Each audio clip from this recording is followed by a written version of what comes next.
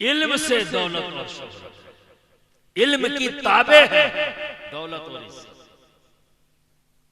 जहां इल्म होगा वहां दौलत भी होगी, जहां इल्म होगा वहां शोहरत भी होगी, इज्जत भी होगी। आज यही गलत फैसला पूरी कौम को कहां ले जाकर खड़ा कर दिया उसने। हमने ये सोचा कि दौलत हासिल कर लेंगे तो हमें इज्जत मिलेगी, दौलत हासिल कर लेंगे तो हमें शोहरत मिलेगी, हम मजबूत हो जाएंगे, हम कामयाब हो जाएंगे। नहीं,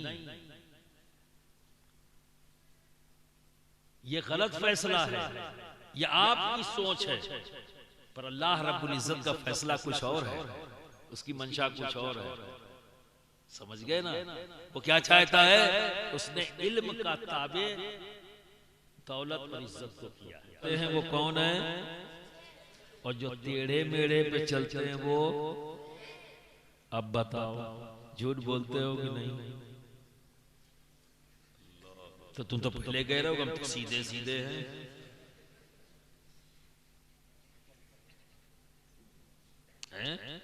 तो अब फर्क हो गया ना, कहां जा रहे हो? अनजाने में से सोचा नहीं है, पर जुर्म हमसे क्या हो रहा है ये गौर फिक्र नहीं किया। हमने क्या कहा? बोले कुछ करे कुछ, किसी से कुछ किसी से कुछ। ये कौन है? मुनाफिक। और मुनाफिक से तुम दोस्ती करना नहीं चाहते, और मुनाफिक से दीन लेना भी नहीं चाहते, बिल्कुल नहीं लेना चाहिए, और दोस्ती भी नहीं रखनी चाहिए। पर अनजाने में क्या हो रहा है?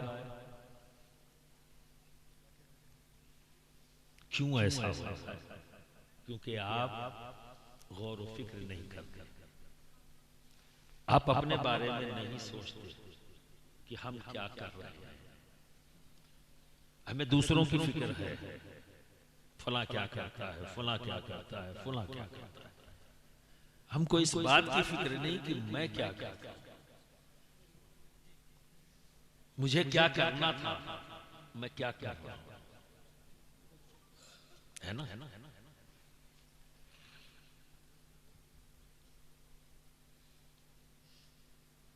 अभी सैयद साहब ने बात कही, आपने पता नहीं कितना समझा। मुझे लगा लाओ इसकी और वजाहत। नमाज कायम की, स्टॉप। हज किया, स्टॉप। ज़कात दी, स्टॉप। तिलावत कंटिन्यूटी, ये कंटिन्यूटी क्यों? जो मैंने समझा वो बता दूं। ये तो बहुत बड़े आलिम हैं, तो और ज्यादा बेहतर समझा है। मैं थोड़ा छोटा वाला हूं तो वही छोटी वाली बता दूं, लेकिन जो समझा तो है, तो आपकी भी छोटी वाली है, उसी में फिट बैठ जाएगी छोटी छोटी में, है ना? कहीं ऐसा ना ऊपर से निकल जाओ। मैंने कहा लाओ, मैं खुद छोटा, तो छोटी बुद्धि में आराम से फिट हो जाएगा। एक बात बताओ, क्या तुम अपने रब से बात करना चाहते हो? बोलो, करना चाहते हो? ठीक है। और क्या यह ख्वाहिश नहीं रखते कि रब तुमसे कलाम करे?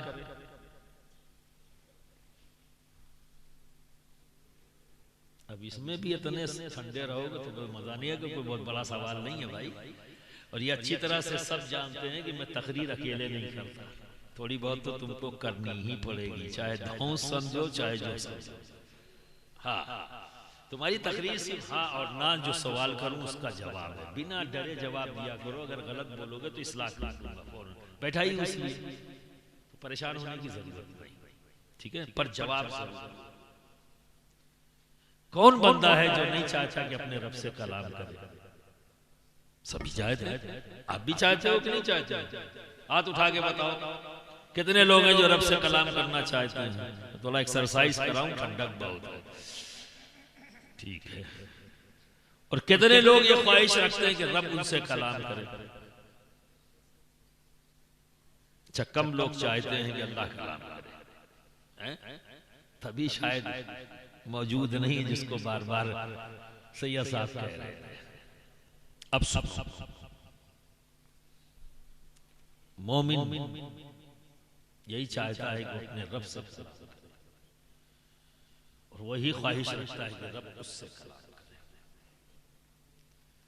और मोमिन वो है जो सुकून रखता है, वो टेंशन में नहीं होता, बड़ा पुरसुकून होता है ना।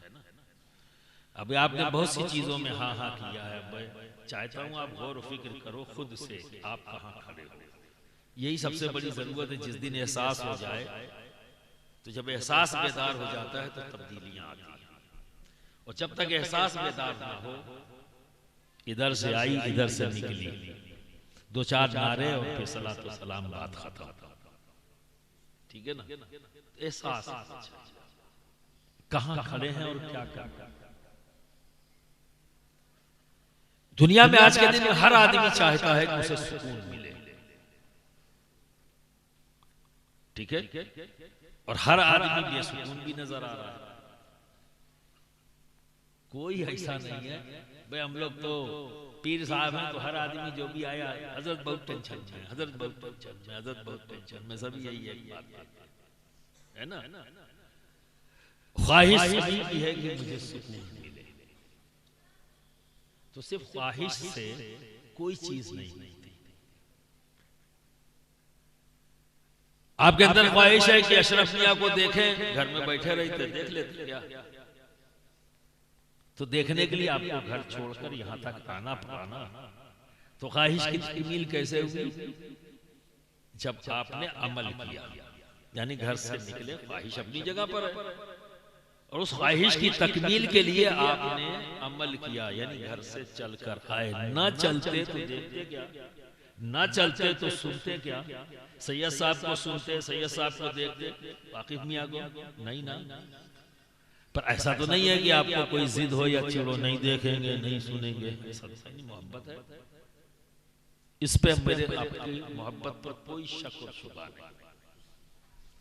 कहना यह है कि जिस चीज की आपको ख्वाहिश है उसे हासिल करने के लिए आपको अमल करना होगा, हरकत करनी होगी। नहीं करोगे तो वो चीज नहीं मिल सकती। तो आपको सुकून चाहिए। कोई ऐसा नहीं जो ये कहे कि हमें सुकून नहीं चाहिए, है ना। लेकिन सब बेसुकूनी में है। इसका मतलब रास्ता सीधा नहीं है, कहीं दाएं बाएं है। और जैसे ही आदमी दाएं बाएं होता है फिर उलझन उसको शुरू हो जाती है। उसे पता है मंजिल हमारी कब आएगी और मिलेगी कि नहीं मिलेगी। तो ये जिंदगी एक सफर है, यहां हमें आराम नहीं करना है, यहां रुकना नहीं है, यहां तो चलते रहना है, काम करते रहना है, अमल करते रहना है। ये जमीन पर की जो जिंदगी है इसमें आराम नहीं है, यहां मेहनत करनी है। हमारी आरामगाह जानते हो क्या है? कब्र।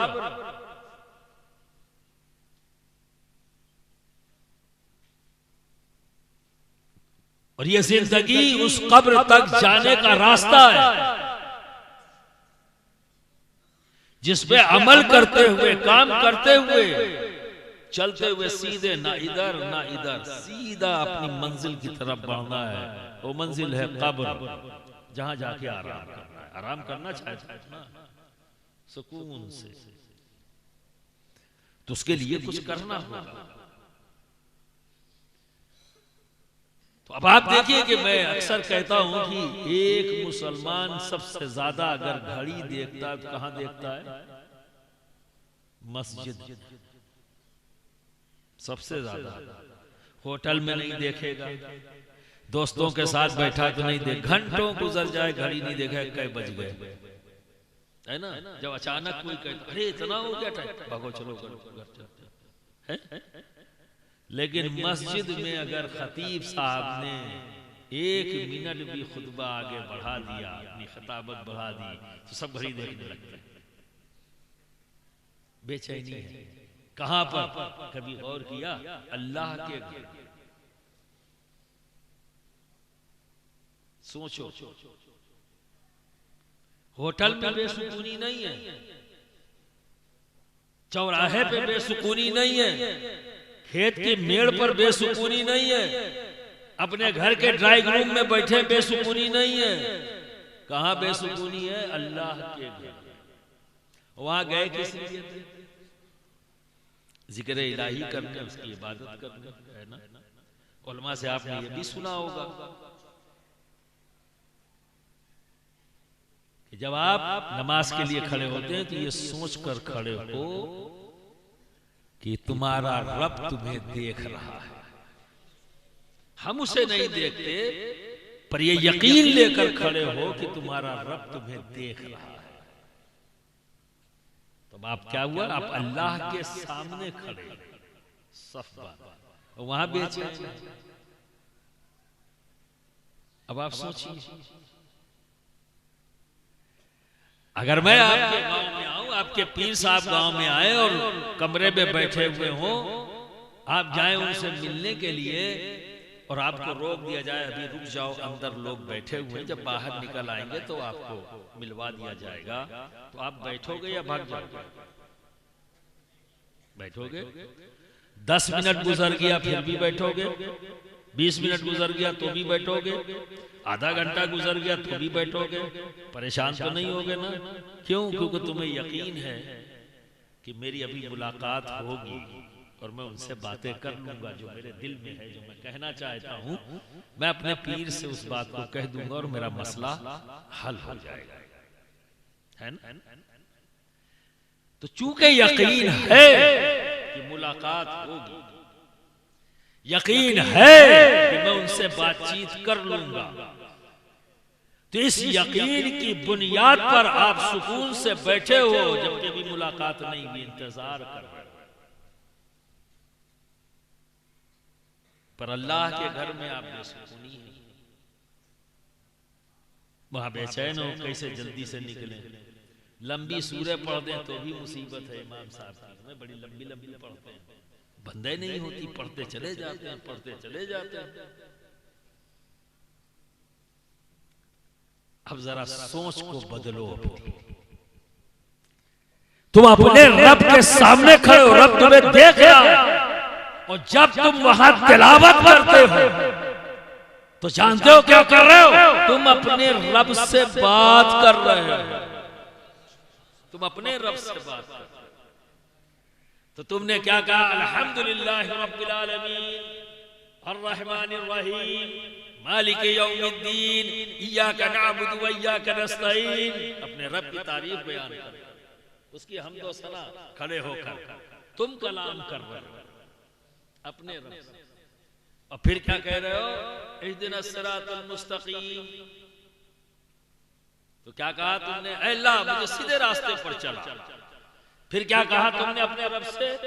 सिरातल लज़ीना अनअमता अलैहिम। अल्लाह उस राह पर जिस पर तेरा इनाम है, या उनकी राह पर जिस पर तेरा इनाम है।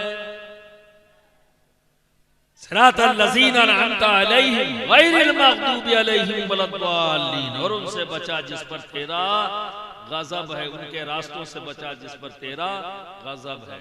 ये किससे कह के आ रहे हैं? कलाम किया ना अपने रब से।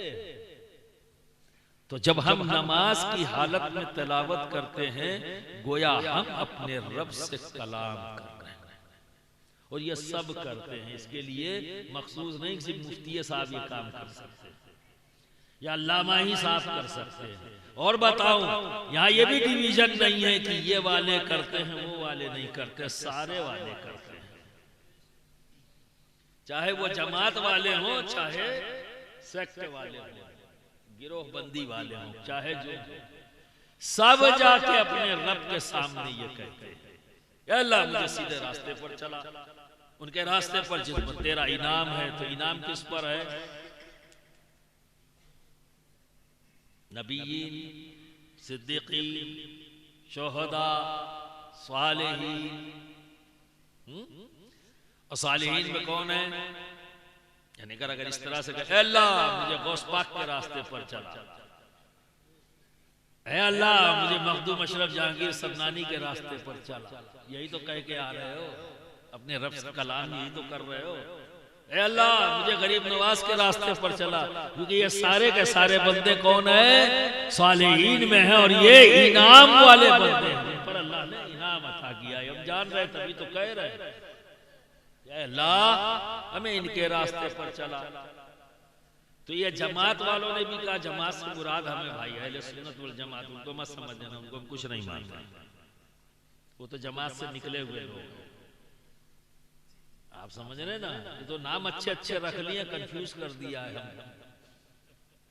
समझे। और हम तो खाली लटके पड़े हुए हैं, लेकिन इन लोगों ने सब अच्छे अच्छे नाम अपने हिस्से में ले लिया। कोई शिया बन गया, अबे शिया का माने दोस्त के हैं, कहाँ के दोस्त हैं, अच्छे अच्छे नाम ले लिए। हमने एहतजाज ही नहीं किया, अबे राबजी हैं, शिया थोड़ी ना, आप समझ रहे ना कि ये टेक्निकलिटी लिया और कंफ्यूज किया पूरी आबादी। तो हम है अहले सुन्नत वल जमात, तुम हो ना, हम सब है। और जो जमात से बाहर निकल जाए वो फिरका कहलाता है, समझ गए। तो इस मामले में सब यही कह रहे हैं, अपने रब के सामने खड़े हुए और अपने रब से कहा, ए अल्लाह मुझे सीधे रास्ते पर चला। और सीधा रास्ता क्या, गौस पाक के रास्ते पे चला, गरीब नवाज के रास्ते पे चला, मखदूम सिबना के रास्ते पे चला। और किसी ने कहा, ए अल्लाह मुझे सीधा रास्ता दिखा, गौस आजम का रास्ता दिखा, गरीब नवाज का रास्ता दिखा, मखदूम अशरफ जहांगीर समनानी का रास्ता दिखा। कहीं यहाँ से भी पतली गली भागे तो भागने नहीं दूंगा, दिखा भी कह रहा हूं, दिखा। अल्लाह के सामने, अल्लाह के घर में क्या कह रहे हैं, दिखा। क्या कह रहे हैं, चला। और जब बाहर आए निकल गए, बंदे से क्या कहा, मत देख। बंदे से क्या कह रहे हैं, मत देख, गौसे आज़म की तरफ मत देख, गरीब नवाज की तरफ मत देख, मखदूम सिबना की तरफ मत देख। तो अब सोचो, जो बंदा अपने रब से कुछ कहे और बंदे से कुछ कहे, वो कौन है, बोलो। अब ऐसे से दीन लोगे ऐसे से, जो अल्लाह से कुछ कहे और बंदे से कुछ कहे, समझ गए। तो अलग हो गए ना, अलग हो गए ना। तो ऐसे से दीन नहीं लेना है। और गलती आप भी मत करो।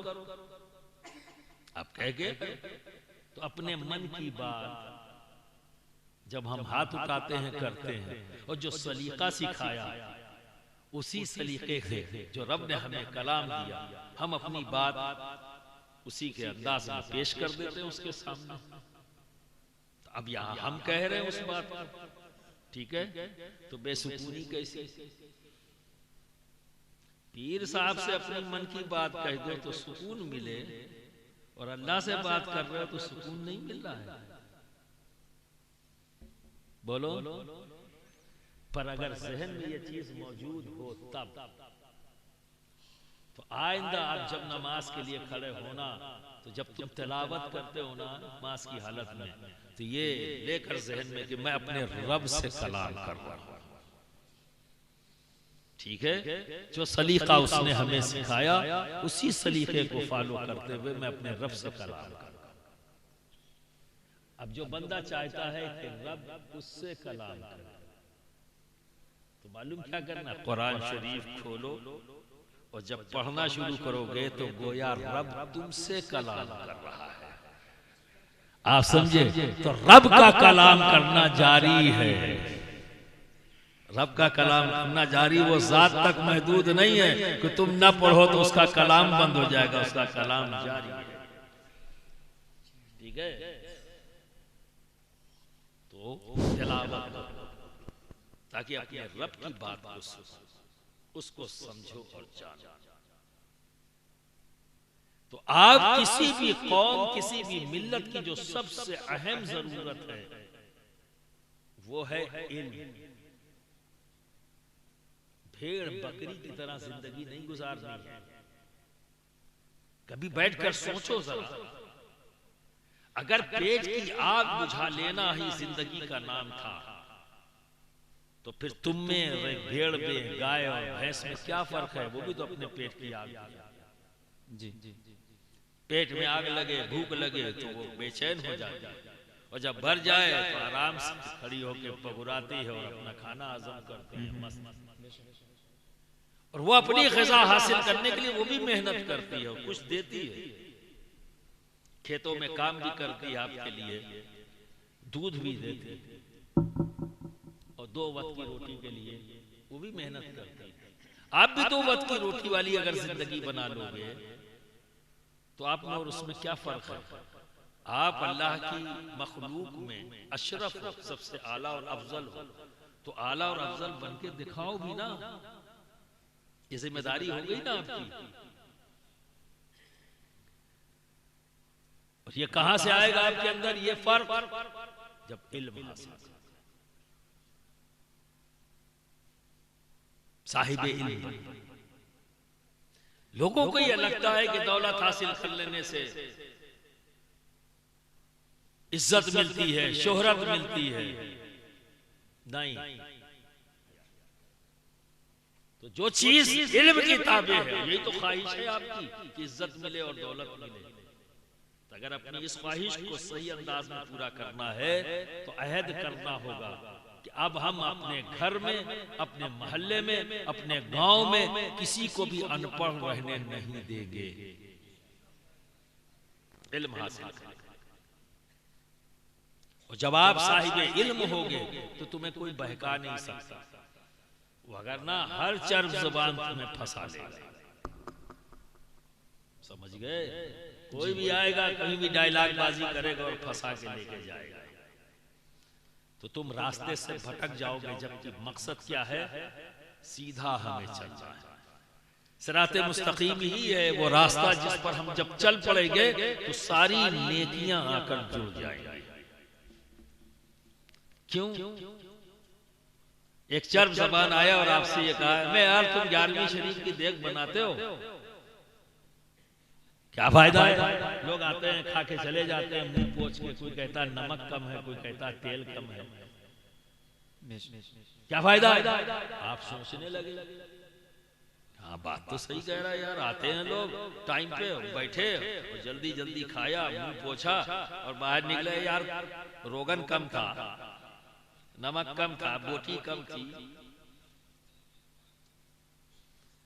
तो यार बात तो सही कह रहे हो भाई, बताओ ये अमल करने की क्या जरूरत है?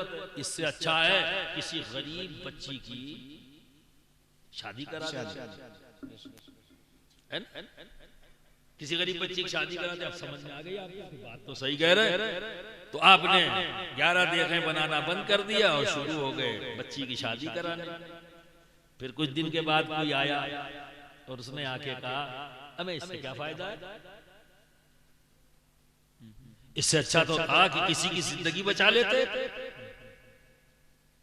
शादी तो 5 लोगों में भी हो सकती है, फिर इसकी क्या जरूरत है कि 50 लोगों को बुलाया जाए, उनको खाना खिलाया जाए, कपड़े का बंदोबस्त किया जाए और जरूरतों का बंदोबस्त किया जाए। इससे अच्छा है किसी गरीब का इलाज करा देते। जिंदगी मौत का सवाल है, बेचारा बिना दवा के मर जाएगा। तो यार इससे अच्छा काम तो ये था। आपकी समझ में आ गया, बात तो सही है। शादी तो 5 लोगों में भी हो सकती है, ठीक है, इलाज कराना ज्यादा जरूरी है। चलो उधर चले गए, तो कहां से चले थे? 11 देख छोड़ी, ठीक है। उसके बाद फिर आपने शादी छोड़ी गरीब बच्चियों की। अब उसके बाद फिर अब इलाज करा रहे, कोई और आएगा कुछ और क्या, तो ये छोड़ा, और छोड़ते छोड़ते न जाने क्या क्या छूट जाएगा, है ना। और क्या रिजल्ट निकला कि नेकी से नेकी को काट दिया। तो ये बताओ, नेकी से नेकी कटती है क्या? नेकी से बदी कटती है, नेकी से नेकी नहीं कटती भाई। तो अगर इल्म होता इस बात का तो क्या जवाब देते? अच्छा तो देखो भाई, 11 देख तो मैं पकाऊंगा, ये नेक अमल है। अब बताओ क्या कह रहे हो? बच्ची की शादी ठीक है, वो भी कराऊंगा, बताओ कौन सी बच्ची है? मैं कराऊंगा ना, उस बच्ची की भी शादी कराऊंगा। फिर कुछ दिन के बाद कोई आया, यार तुम देखे पकाते हो, बच्चियों की शादी कराते हो, इससे अच्छा तो बीमारों का इलाज करा दो। अच्छा बताओ कौन बीमार है, मैं उसका भी इलाज कराऊंगा। क्योंकि नेकी से नेकी को नहीं काटा जाता, नेकी से बदी कटती, और तुम नहीं करते, तुम नहीं करते। यही बात समझ लो। मैं तुम्हें तुम्हारे पीछे की जिंदगी की तरफ ले जाता हूं, जरा सोचो। जब तुम 12 साल के थे, सभी हुए हैं 12 साल के, डायरेक्ट हो गए हैं 50 साल के। कोई साहब हैं इसे डायरेक्ट 50 साल के हो गए? नहीं ना, एक दिन से शुरू हुआ और 12 साल तक आए। जब 12 साल के थे तो 10 रुपया जब मिलता था पॉकेट मनी, खुश हो जाते थे ना, राजा लगते थे। हम लोगों के दौर में तो 10 पैसे में हम लोग राजा होते थे। जब 10 पैसा दिया जाता था स्कूल जाते वक्त तो राजा थे। तो 10 पैसे को 10 सिक्के बनाते थे, एक एक पैसे का। तो एक पैसे से ये ले लिया, एक पैसे से वो ले लिया, एक पैसे से वो ले लिया, राजा। तो राजा कौन तसव्वुर कर रहा था अपने आप को? सैयद मोहम्मद अशरफ। उस स्टेज से आप भी गुजरे हैं, है ना। फिर आप 15 साल के हुए तो 10 रुपए में आप खुश थे, और जब 15 साल के हुए तो आपको मिलने लगा 500 रुपया। उस वक्त आप 500 के राजा। कहां से आया? 10 रुपया आपने कमाया था? बोलिए नहीं। किसने दिया?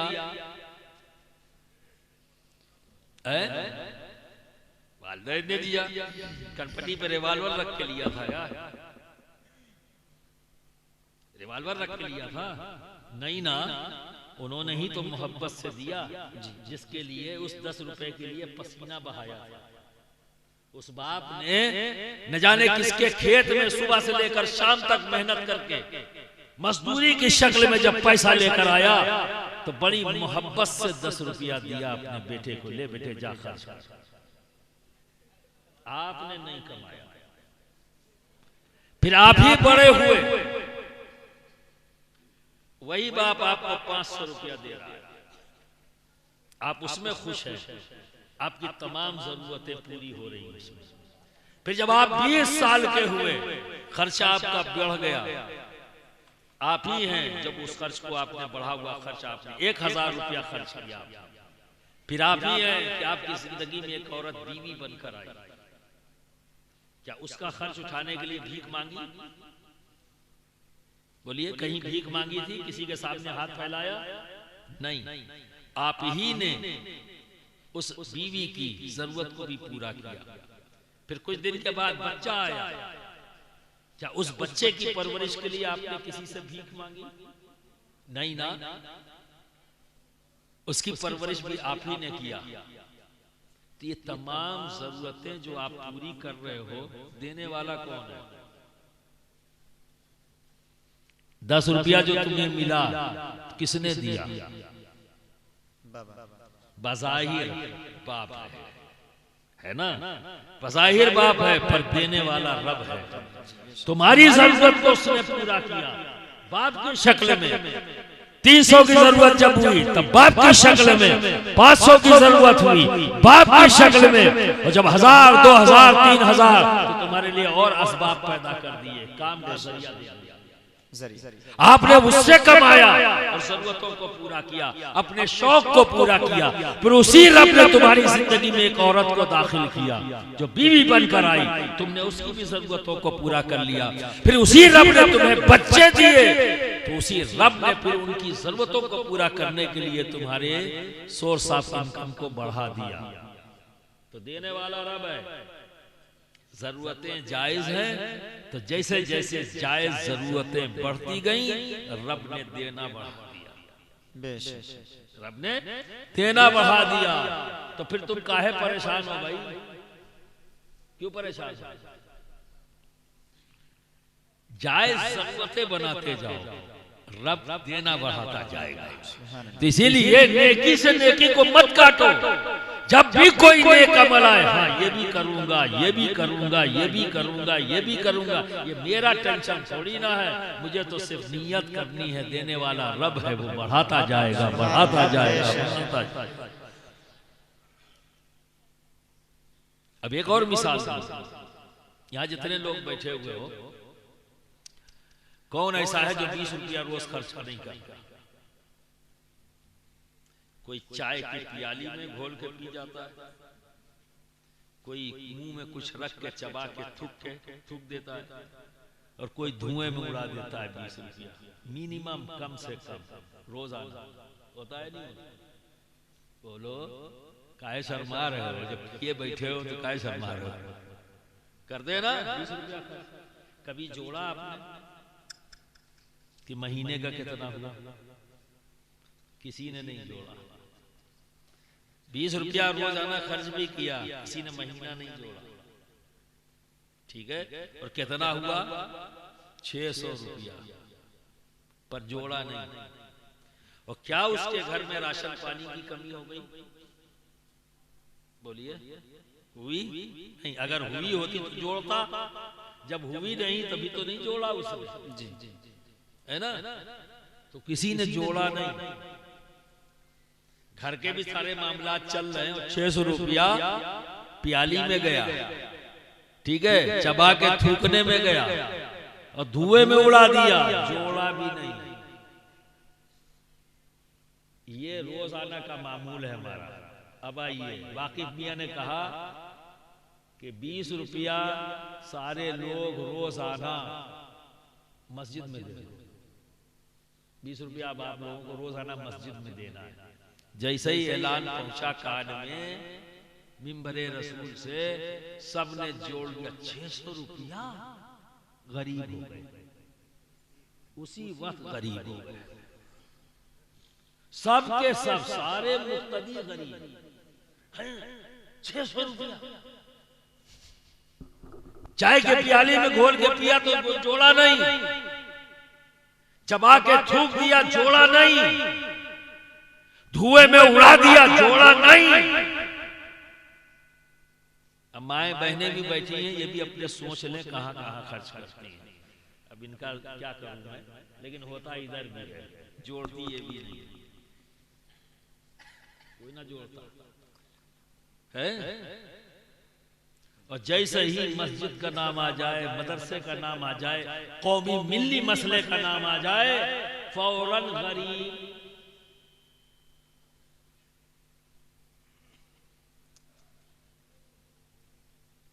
अब यहां खड़े होकर सोचना पड़ेगा, यार हम कहां खड़े हैं, सोचना पड़ेगा। ये जो गफलत चादर ओढ़ ली हमने, इसको उतारना पड़ेगा कि 20 खर्चा किया, जोड़ा नहीं, और जैसे ही 20 कहा अल्लाह की राह में खर्च कर दो, फौरन जोड़ लिया। क्यों? क्योंकि इब्लीस ने जुड़वाया है। अब इब्लीस जुड़वाएगा, क्योंकि उसकी परेशानी है। अब उसकी परेशानी शुरू हो गई, अल्लाह की राह में अपने रब के हुक्म को पूरा करेगा, यहां तो मैं हार जाऊंगा। अगर बंदा अपने रब के हुक्म को पूरा करने लगेगा फिर तो कामयाब हो जाएगा। और इब्लीस ने यही तो अहद किया है कि औलाद आदम को कामयाब नहीं होने देगा। तो उस वक्त तक वो आपको नहीं जुड़वाता जब तक रज़ाए इलाही तुम्हारे काम में शामिल ना हो। वहां तो फ्री है, खुश होता है, अच्छा है, और दूर हो जाए, और दूर हो जाए, और दूर हो जाए। और जैसे ही इस तरफ आओगे, अपने रब की रजा की तरफ आओगे, फौरन जुड़वाएगा। अब जवाब चाहिए, आप किसकी मानते हो? अनजाने में सही, ये सच है कि अनजाने में, किसी के वहम गुमान में नहीं कि मैं अपने रब की बात को नहीं मानूंगा, ये किसी के वहम गुमान। एक कलमा गो से मैं ये उम्मीद ही नहीं कर सकता, पर आप देखिए अनजाने में ही सही। अमल तो यही है, अमल तो यही है। जब शैतान ने चाहा तो हजारों खर्च कर दिए, लेकिन जब रहमान की मंशा बताई गई तो आप गरीब हो गए, डर गए, जबकि देने वाला तो वो है। डरते थे, जरूरतों को पूरा करने वाला वो है, डरते क्यों? आज हमारी कमजोरी की बहुत बड़ी वजह यह बन गई, इसीलिए हम दूर दूर हो गए एक दूसरे से। हम कहीं से कमजोर नहीं हैं, कहीं से कमजोर नहीं। जिस चीज के लिए आप पीछे भाग रहे हो ना, पैसे से हम कमजोर हैं, ना मकान से ना दुकान से। बेहमदई ताला आज मुसलमानों के पास है, कोई भूखा नहीं सो रहा है, सब खा पी के सो रहे हैं। रब ने इतना फजल किया है ना, लेकिन उसके बावजूद भी हम परेशान हैं। क्यों? एक दूसरे की मदद करने के लिए तैयार नहीं, एक दूसरे को खींचने के लिए तैयार है, एक दूसरे को बर्बाद करने के लिए तैयार है। किसी दुश्मन की जरूरत नहीं है, सबसे बड़े दुश्मन तो हम खुद अपने लिए हैं, ठीक है। उसके बाद सबसे बड़ा दुश्मन मेरा भाई है, उसके बाद सबसे बड़ा मेरा दुश्मन मेरे अजीज व अकारीब है। हमें किसी बाहर वाले की हमको जरूरत कहाँ? हमने खुद अपने आसपास, जब मैं खुद अपना दुश्मन हूं तो दूसरे से शिकायत क्या कर सकते हो? इंसाफ का तकाजा यह है कि आप दूसरों से शिकायत करो और खुद से दुश्मनी करो अपनी जात के साथ। सोचना तो पड़ेगा। तो इसलिए कहता हूं, गौर और फिक्र करो कि तुम क्या कर रहे हो। तो ये उलमा जो स्टेज पर आते हैं, जो आपसे कहते हैं ना, ये करिए ये करिए ये करिए, ये मोहब्बतन कहते हैं और इसलिए कहते हैं कि आप कामयाब हो जाएं। इन्हें तकलीफ है आपकी नाकामी से, चूंकि ये साहिब इल्म है, इन्हें पता है कि आप नाकामी के रास्ते पर चल रहे हो। तो ये इनकी मोहब्बत का तकाजा ये था कि आपको कामयाबी के रास्ते पर डालें। इसीलिए इस तरह के इजलास करते हैं, आपको दावत देकर बुलाते हैं ताकि आप उसे सुने और कामयाब हो जाएं। पर आपने आने का अंदाज बदल दिया, आपने शराइत रख दी कि भाई हमारी मर्जी वाली बात करो तब तो मजा आएगा, नहीं तो ये महफिलें सीखने के लिए नहीं, आपने इंटरटेनमेंट और मनोरंजन के लिए बना दिया, जबकि ये सीखने की जगह है, इल्म हासिल करने। तो दोस्तों,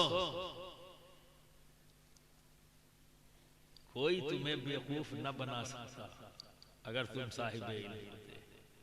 कितनी चीजें हैं जो डंडी मार के छोड़ दी गई, समझ रहे ना। और जब आज सच्चाइयों को सामने रखा जाता है तो डंडी मारने वालों के पेट में दर्द होता है, चीखना शुरू कर देते, ये क्या है, ये क्या है, ये क्या है। कारोबार कोई बुरी चीज नहीं दोस्त, हम सब की माँ खदीजतुल कुबरा अपने वक्त की कैपिटलिस्ट थी। मक्का का कोई भी ऐसा सरदार नहीं था जिसने आपकी दौलत से फायदा हासिल न किया हो, जो आपकी दौलत का मखरूज हो। चाहे जो ये हैं हम सब की माँ, खातून जन्नत की माँ, हसनैन करीमैन की नानी और दादी हजरत खदीजतुल कुबरा। 18,000 ऊंट थे उनके कारोबार, और दुनिया में सबसे पहले मोटरवे जिसे कहते हैं, यानी बिजनेस रूट 1200 किलोमीटर का आपने डेवलप, 1200 किलोमीटर का, जिस पर आपने सराय बनवाई और उसी पर आपके कारोबार ऊंट चलते कारोबार करते। जानते हो कि सोने चांदियों की वो ढेर लगा देती, इतना बड़ा ढेर होता कि रिवायत यह है कि अगर उसके दूसरी जानिब ऊंट खड़ा कर दिया जाता तो वो भी न दिखता। माँ खदीजा सलामुल्लाह अलैहा कुर्सी लगा देती है, सरकार दो आलम सल्लल्लाहु अलैहि वसल्लम बैठा देती और आप दोनों हाथों से बांटते उस वक्त तक जब तक कि वो ढेर खत्म न हो। जो काम कारोबार ये नहीं है कि गलत है, कारोबार करो, मकसद क्या है? इकट्ठा करना, जमाबंदी करना, अगर इस नीयत से कर रहे हो तो तुम्हारा कारोबार नहीं है। लेकिन अगर तुमने ये नीयत कर ली कि मैं कारोबार कर रहा हूं, पैसा कमाऊंगा, इससे स्कूल बनाऊंगा, इससे बच्चों की फीस जमा करूंगा, मदरसे में हिस्सा लूंगा बढ़ चढ़कर और अपनी मस्जिद में हिस्सा लूंगा, गरीबों की मदद करूंगा, जरूरतमंदों की जरूरतों को पूरा करूंगा, तो अब ये कारोबार अपने आप में इबादत है, इबादत है और कमी भी नहीं हो सकती, कोई नुकसान नहीं हो सकता, कोई नुकसान नहीं हो सकता। हज़रत उस्मान गनी रज़ी अल्लाह ताला आज भी उनका वक्त चल रहा है, आज भी उनका ट्रक चल रहा है। बारगाह खुदाबंदी में उनकी नियत ऐसी मकबूल हुई कि जब आप जमीन पर थे तो भी उनकी दौलत से फायदा कौम और मिल्लत को हासिल था, और आज भी उनकी दौलत से कौम और मिल्लत को फायदा मिला, आज भी उनका वक्त चल रहा है। और मदीने मुनव्वरा का सबसे मजबूत तरीन वक्त आप ही का है, जिसमें आज भी करोड़ों रुपए हैं जिससे मदद की जाती है। नियत को दुरुस्त कर लो, देने वाला भी रब, महफूज करने वाला भी रब। हमें तुम काहे अपने बच्चों की फिक्र कर, देखो तो सही, ये जो वाकयात हैं वो आप एक ही जगह चस्पा करके रुक जाते हो, नारे लगा के सुभान अल्लाह माशाअल्लाह, रुक गए बस वहीं, उससे आगे नहीं। अरे ये मिसालें खुद रब कहता है मैंने मिसालें रख दी, तुम गौर क्यों नहीं करते, फिक्र क्यों नहीं करते, ये तुम्हारे साथ भी हुआ। हज़रत उस्मान गनी की सुन्नत पर अमल करो, ऐ मेरी कौम और मिल्लत की माएं और बहनें, हज़रत खदीजा की सुन्नत पर अमल करो, तुम्हारे घर में कभी बेबरकती नहीं आएगी, दौलत की कभी कमी नहीं होगी। ये सारा उल्टा सीधा काम करके जो तुम ये कहते हो मैं अपने बच्चों के लिए कर रहा हूं, अबे हम सब दे देंगे यहां वहां, तो अपने बच्चों को क्या देंगे, तुम दोगे, तुम्हारी हैसियत है देने की, तुम्हारी जिम्मेदारी है, तुम कर लोगे। आंख बंद हुई, बच्चा क्या क्या करेगा, कौन बचाएगा, कौन रोकेगा। हमें आज तो सामने सामने है तो बच्चा कहते अब्बा बहुत ज्यादा हो गई, अब ज्यादा ना बोलो, बस हो गया, नहीं मानता, जरूरत पड़ती है ना, फिर सैयद साहब दुआ कर दिए लड़का नालायक है, पड़ती है ना, कोई वजीफा बता दीजिए तब आए लाइन पर, हुआ तो होता है या नहीं होता, आप रोक लोगे नहीं, दुआ करनी पड़ती है ना, अल्लाह लायक हो गया, लायक हो जाए, किसी बुजुर्ग से जाके दुआ करते हो, अल्लाह इस बुजुर्ग के वसीले से, वली के वसीले से मेरी दुआ कबूल फरमा ले, बच्चा लायक हो जाए। गलत रास्ता पकड़ लिया उसने, तालीम नहीं दिलवाई, तरबियत अच्छी नहीं दी, जवानी के जोश में, दौलत कमाने की होड़ में, जब बच्चा छोटा था तो नजरअंदाज कर दिया, और जब वो बड़ा हुआ उसने आग दिखाई तो परेशान हो गए। और जब कोई पूछे यार इतनी मेहनत क्यों करते हो, करे बच्चों के लिए कर रहा हूं, कोई नहीं कहता अपने लिए कर रहा हूं, सब कहते हैं बच्चों के लिए कर रहा हूं, अच्छी बात है। तो बच्चों के लिए दौलत इकट्ठा की, अगर वाकई तू कर रहा था फिर उससे बचा क्यों रहा है, जब बच्चा नशेड़ी हो गया, हुआ ना, अब जब नशेड़ी बन गया तो अपनी कमाई भी दौलत को तिजोरी में दबा, कहीं बच्चा भात ना साफ कर दे, तो उसी के लिए कमाई थी, जाने दो। जब तक आंख खुली हुई है तब तक तो फिर भी तिजोरी जोरी में दबा के रख लो, जब आंख बंद होगी तो क्या होगा, 2 दिन में खलास। तो मैं ये कहूंगा कि तालीम और तरबियत पर ध्यान, अपने बच्चों के लिए कुछ जमा मत करो। देखो एक बच्चा है 6 महीने में उसने हिफ्ज किया है, 6 महीने या कितने दिन, छोटा सा बच्चा बैठा हुआ है, न माँ है न बाप है। आप समझ रहे हैं? उस बच्चे ने किया ना, एकदम अलग हो गया ना, नुदरत लिए हुए बैठा हुआ है, हम सब की निगाह उसकी तरफ है। 7 महीने, न माँ है न बाप है। ये कोई फैक्ट्री का मालिक नहीं कि इसका जिक्र हम करें, ये कोई हजारों बीघा खेत का मालिक नहीं कि हम इसका जिक्र करें। बेशक। तो अब आप सोचिए कि यहां जितने लोग बैठे हुए इससे ज्यादा खेत रखते, इससे ज्यादा दौलत रखते, पर जिक्र जिसके पास कुछ नहीं है, बज़ाहिर उसका जिक्र हो रहा है जिसके पास है। किसी का नाम लेकर कहा मैंने नहीं। तो ये एहसास, ये इज्जत इस बच्चे को क्यों मिली? इल्म की बुनियाद, इल्म की बुनियाद। इसलिए कहता हूं इल्म हासिल कर लो, दौलत भी होगी, इज्जत भी होगी।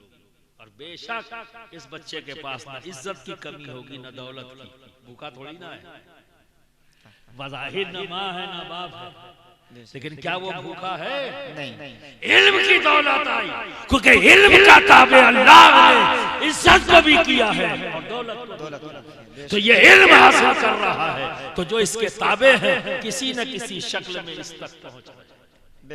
ये भूखा है ना प्यासा है, ना ये जिस्म पर कपड़ा नहीं है, नंगा नहीं है, जिस्म पर कपड़ा भी। ये इल्म का एजाज है जो सब कुछ है। अब कहने के लिए मामू और चचा पुप्पा खालू हो सकते हैं, पर हकीकत ये है कि ये इल्म का एजाज। तो बरादरान मिल्लत इस्लामिया, जमा मत करो। अगर कुछ करना है तो खर्च कर दो अपने बच्चों की तालीम पर। यहां कंजूसी मत करो। जो कुछ भी है तुम्हारे पास खर्च कर दो। अगर तुमने तालीम और तरबियत दे दी तो ऐसे बच्चों के लिए कमाने की तुमको जरूरत नहीं है, वो खुद कमा लेगा। वो इस लायक होगा कि खुद कमा लेगा। और अगर तालीम और तरबियत पर ध्यान न दिया, चाहे जितना छोड़ के जाओ, वो 2 दिन में उड़ा देगा। तो अपनी मंजिल में भी तुम बेसुकून उल्टा पुल्टा करके जमा करके रखा था, 2 दिन में तो उसने उड़ा दिया।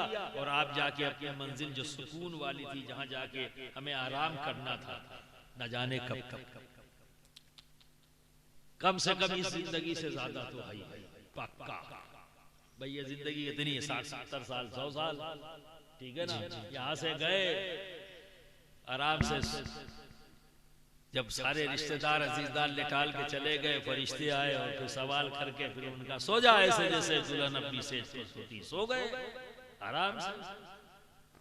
फिर 500 साल 600 साल 1000 साल पता नहीं कितने साल, फिर जब सूर फूका जाएगा तो अंगड़ाई लेकर उठाएंगे, तब तक तो आराम ही आराम है। 70-80 में काहे आराम कर रहे हो? क्या जरूरत है? उस परमानेंट आराम की तरफ देखो। और वहां आराम अल्लाह और उसके रसूल की रजा की, और यही रजा बताने के लिए ये इजलास किए जाते हैं। ये मनोरंजन के लिए नहीं है, सीधा रास्ता। वही रास्ता पकड़ लो, ना इधर ना उधर, इसी रास्ते पे सारी नेकियां इकट्ठी होती चली जाएंगी। और किसी से इनकार भी नहीं करना है, बस लेते जाओ, करते जाओ, चलते जाओ, चलते एंड कब्र। समझ गए? इन्हीं जरूरतों को पूरा करने के लिए, आप कामयाब करने के लिए आपके बुजुर्गों ने ये मदरसा बनाया, ताकि इसके साथ जुड़कर लोग इसकी खिदमत करके अपनी आखिरत को महफूज कर लें, यानी अपनी कब्र को ठीक कर लें, उसे अपनी आरामगाह बना ले।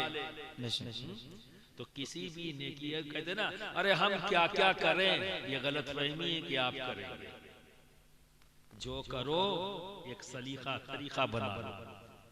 जब तुम मदरसे में कुछ जाकर, खुद बेहतर तो ये खुद जाकर देने जाओ, खुद जाओ, क्योंकि जरूरत तुम्हारी है, जरूरत तुम्हारी है। ये भी गलत फहमी है कि मदरसे को हमारी जरूरत है ना। वो रब है इसका जिम्मेदार, पूरा कर। वो तुम नहीं तो कोई और नहीं तो कोई और। जो तरीका बता रहा हूँ उसी अंदाज में रब पूरा कर देगा। तो जरूरत तुम्हारी है, खुद आओ, वहाँ के जिम्मेदार से मिलो और उनको पेश करो इनकिसारी के साथ। ये जो कुछ भी हो सका इसे कबूल फरमा लें और दुआ करें कि अल्लाह इसे कबूल फरमा। आमीन। ये अंदाज में उनको दो, एहसान के अंदाज में नहीं। जी जी, एहसान तो तुम्हारी जात पर है, उन पर थोड़ी ना है। बेशक, तुम अपनी जात पर एहसान करो। बेशक। और फिर अपने रब की बारगाह में हाथ उठाकर ये कहो, ऐ परवरदिगार आलम, तूने अपने फजल से मुझे इस नेक काम में हिस्सा लेने की तौफीक बख्शी है। तो परवरदिगार जब तूने तौफीक बख्शी है तो कबूल भी फरमा ले। बेशक। और बार बार हर बार इस अमल की मुझे तौफीक दे। और नेकी की तरफ मुझे माइल फरमा। दुआ भी करो ताकि घमंड और गुरूर पैदा ना हो। बेशक। वो नेकी तुम्हारी रब की बारगाह में मकबूल हो जाए। ये है सीधा रास्ता, ये है सीधा रास्ता। आप समझे? इसी रास्ते पर चलने वाले जो लोग हैं, ठीक है, पर उन्हें सालिहीन में उनका शुमार है, शोहदा में उनका शुमार है, सिद्दीकीन में उनका शुमार है। आप समझ रहे हैं?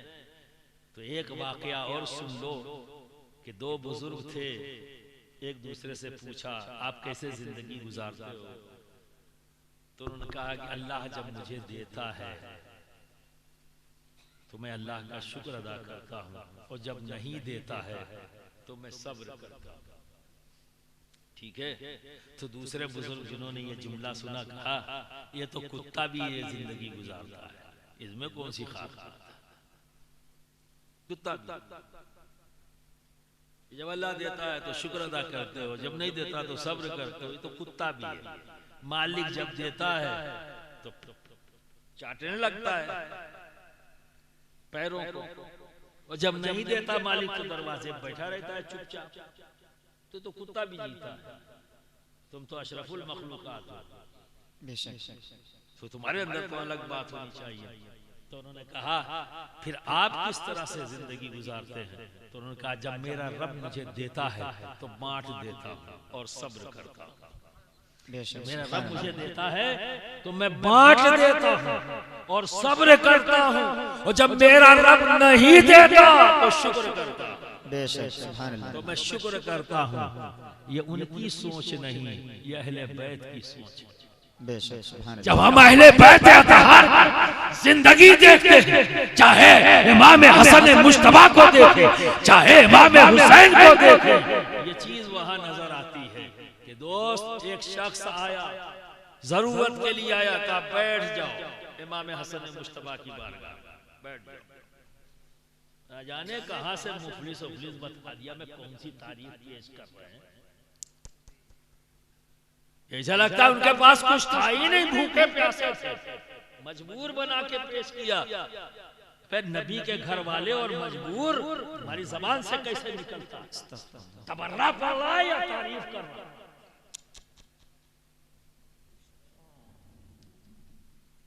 इमाम हसन की बारगाह में रोक दिया, रुक जाओ। थोड़ा बहुत गुजरा, फिर उसने कहा इमाम मैं गरज से आया था, अभी रुको। फिर थोड़ा बहुत गुजरा, फिर वो बेचैन हो गया, परेशान था, जरूरत थी उसकी। फिर उसने टोक दिया, जोहर का वक्त हो गया। तो आपने खादिम से कहा जो कुछ भी है सब ले आओ। तो वो सब मालूम कहता था 70,000 दिरहम, वो सब उसके हवाले किया, और खादिम भी साथ में। वो उठा के ले कैसे जाता भाई? सिक्के हैं, कोई नोट थोड़ी ना है, जेब में डाल लेते। सिक्के होते थे बोरी में भर के, तो अकेले कैसे ले जाता? तो खादिम को भी साथ किया, कहा लेके जाओ। और फरमाया तूने जल्दी किया, अगर तू थोड़ा और मैं तेरी और ज्यादा मदद करता। तो दूसरों को, जरूरतमंदों को 60-70 हजार मदद के तौर पर दे रहे हैं और खुद फाका कर रहे हैं।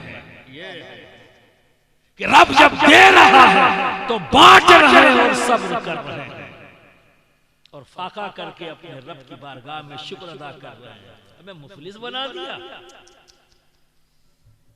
ऐसी डंडी मारी जाती है कहीं, हकीकत को किसी और अंदाज में पेश कर देना।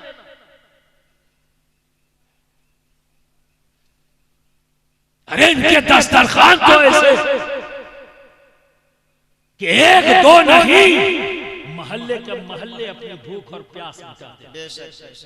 अपने तो अपने, गैर जिन्होंने जुल्म किए।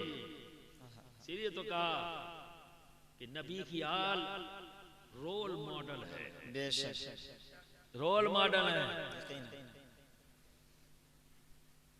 एक शख्स हजरत इमाम ज़ैनुल आबिदीन ने दावत फरमाई, सब आ गए, खा रहे हैं, एक शख्स बैठा हुआ है। मैं वाकया कई बार ये सुना चुका हूं, जरूरत है इसको सुनने की। तो जब उसकी जरूरत पूरी करने जाते तो चेहरा मोड़ लेते और जरूरत पूरी कर देते, जो भी उसकी थाली में चाहिए डाल देते, चेहरा मोड़ लेते। और वो चेहरे को बड़े गौर से देख रहा है कि मेरी तरफ देखे, लेकिन देखते नहीं थे। आखिरकार उससे बर्दाश्त नहीं हुआ तो उसने कहा, ऐ इमाम क्या आपने मुझे पहचाना नहीं? कहा बिल्कुल पहचानता हूँ, खूब अच्छी तरह से पहचानता हूँ। क्या तू वो नहीं है जिसने हमारे खेमों में आग लगाई थी? क्या तू वो नहीं है जिसने हमारे घर की औरतों के सरों से चादर खींच ली थी? क्या तू वो नहीं है कि हमारे काफिले पर ईंटें पर बरसा रहा था? तू वही है ना, मैं तुझे खूब अच्छी तरह से जानता हूं, तू खूब अच्छी तरह से जानता हूं। रोने लगा, पैर पे गिर गया। ऐ इमाम हमने आपके साथ इतना जुल्म किया और आपने मेरे साथ ये मामला किया।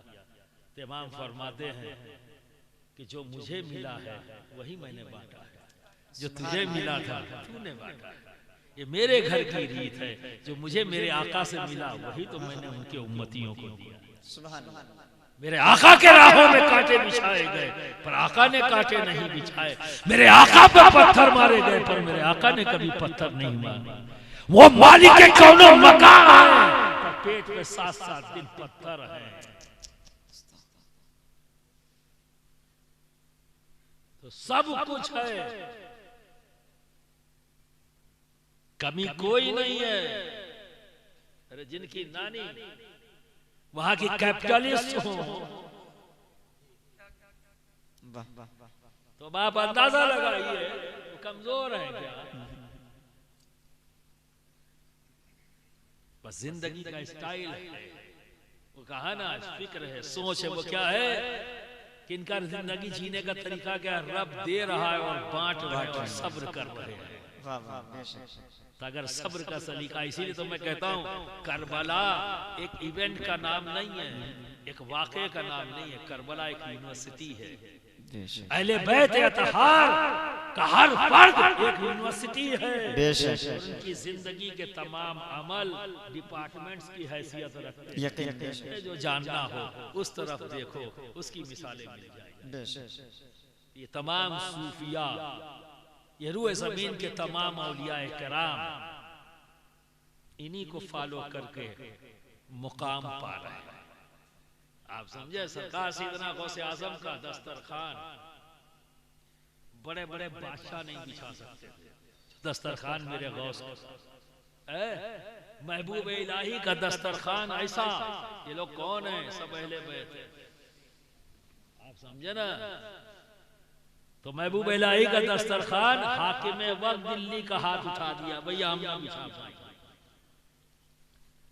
कि लंगर में 80 मन नमक इस्तेमाल हो गया। लोग शाह वक्त जो है इसे हाथ उठा के चला गया और आपने करामत समझ के सुभान अल्लाह गए के नारा लगा के किनारे लगा दिया। सारी काबिश ये भी है। एक तो इसने भी बड़ी मुश्किल पैदा कर दी,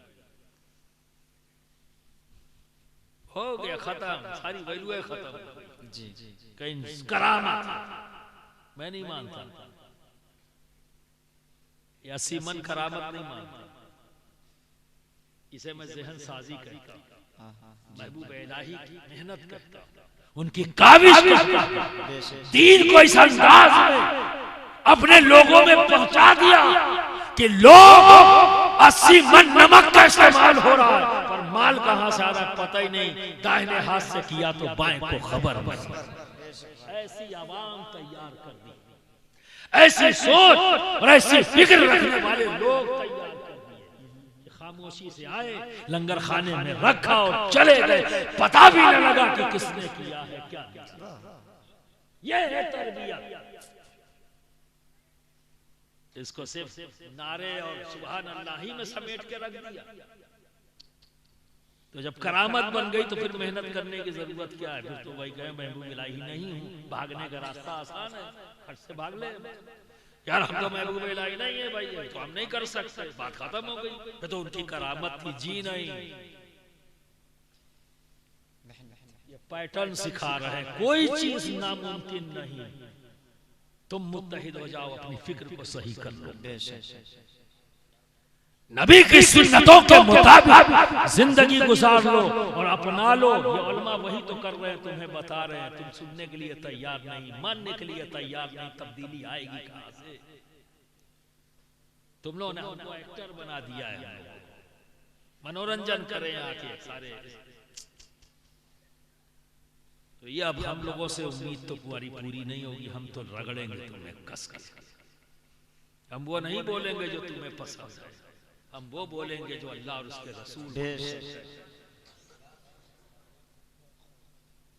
हम तुम्हारे नजरानों के लिए नहीं आए, न तुम्हारे नारों के लिए आए। एक बात सुन लो, हाथ मिले या ना मिले, दिल से दिल का मिलना जरूरी है। और आप क्या कर रहे हो? हाथ मिलाने के लिए ये धक्का, वो धक्का, इसको खींचा, कपड़ा फाड़ा, हाथ मिला। अबे दिल तो मिला पहले, दिल मिला है।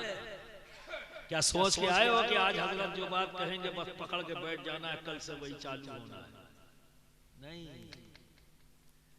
तो रंगी बात ना करो, वही करो जो तुम्हारे जहन में है। यही तो बात कह रहा हूं, सोच को बदलो। मैं भी आया हूं इसीलिए तुम्हारे पास कि आज मेरी कौम, मेरी मिल्लत के सामने होगी और मैं उन्हें कुछ बातें बताऊंगा जिनमें कुछ भी अगर उन्होंने ले लिया तो सफर कामयाब है। मैं भी खुश होऊंगा और अपने रब का शुक्र अदा करूंगा, परवरदिगार तुमने मुझे मौका इनायत किया कि ये नेक काम कर सका। वरना एक अफसोस रहेगा, मैं बोलता रहा और लोगों ने इधर से सुना, इधर से निकाल दिया। तो बोलो भैया, करोगे, अमल करोगे?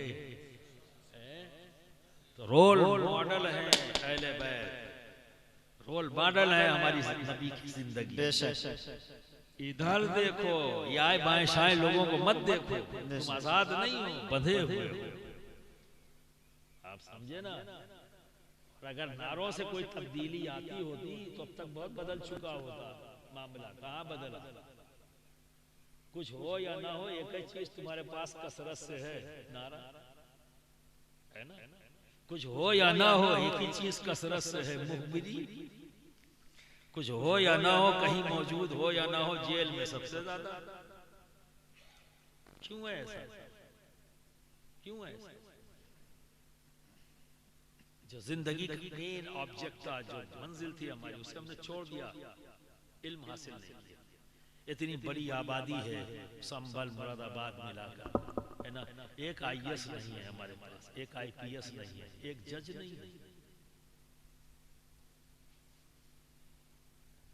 क्या ये अफसोस की बात नहीं है?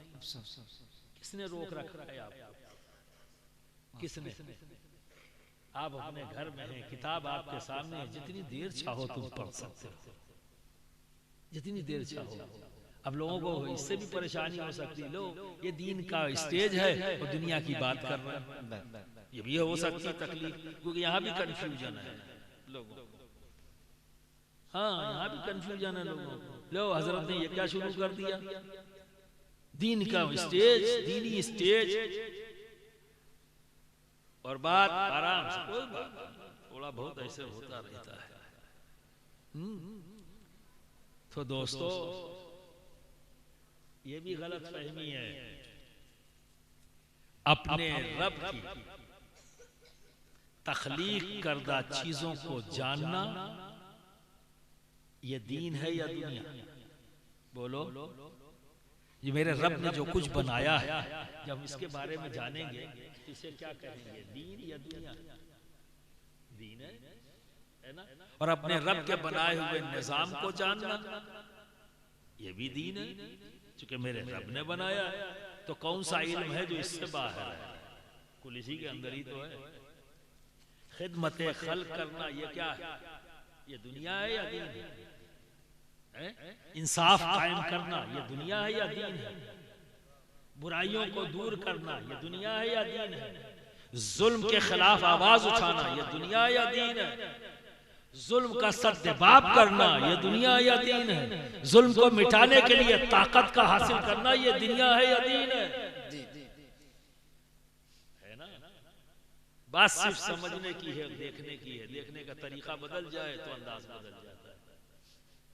तो क्या अब वक्त नहीं आया है कि हम सोचें इस बारे में? बोलिए, क्या अब वक्त नहीं आया सोचें? तो अगर सोच रहे हो तो फिर अहद करो, अब हम अपने घर में किसी को भी अनपढ़ रहने नहीं देंगे इंशाअल्लाह। बोलो, तैयार हो? और अगर पैसे की कमी से कोई पढ़ने न जा सके तो ये पूरी आबादी की जिम्मेदारी है कि वो उस बच्चे का जाकर हाथ थाम ले। जैसे वो अपने 2 बच्चों की फीस जमा करते हैं, एक की तुम जमा कर दोगे, गरीब नहीं होगे, अल्लाह रब्बुल इज्जत उसका हिस्सा तुम तक पहुंचा देगा। और जब अल्लाह देता है तो कम नहीं देता, ज्यादा से ज्यादा देता है। ये याद रखना। और इसी कमी को दूर करने के लिए बहुत दिनों से इस चीज के ऊपर आवाज उठा रहा था, और इस कमी को दूर करने के लिए हमने सेंट अशरफ पब्लिक स्कूल का क़याम चिमियावली में याद रखिए, और बहुत जल्द उसका काम शुरू हो जाएगा। थोड़े मामलात ऐसे हो गए थे कि काम रुक गया। इंशाअल्लाह ताला कानूनी कार्रवाई उसकी हो जाए, परमिशन वगैरह की, और इंशाअल्लाह नक्शा वगैरह पास हो जाएगा, काम जल्द से जल्द शुरू हो जाएगा इंशाअल्लाह। समझ गए? तो वहाँ जो मेरा बच्चा पढ़ेगा वो दोनों इल्म दीन और असली मॉडर्न, ठीक है, डिपार्टमेंट, उसके बारे में भी वो जानेगा। दुनिया तो मैं कहता ही नहीं, ये सब डिपार्टमेंट्स हैं, physics, chemistry, zoology, botany, zoology, geology, geography, ये सब इल्म दीन के डिपार्टमेंट्स हैं। ये यूनिवर्सिटी है, ये फैकल्टी है, और इसकी ये सब शाखें हैं। समझे? क्योंकि ये सब दीन है, कोई इसके बाहर नहीं है। और जब किसी को जरूरत पड़े बैठ जाओ, हम साबित भी कर देंगे। तो दोनों जरूरतें हमें पूरी करनी है।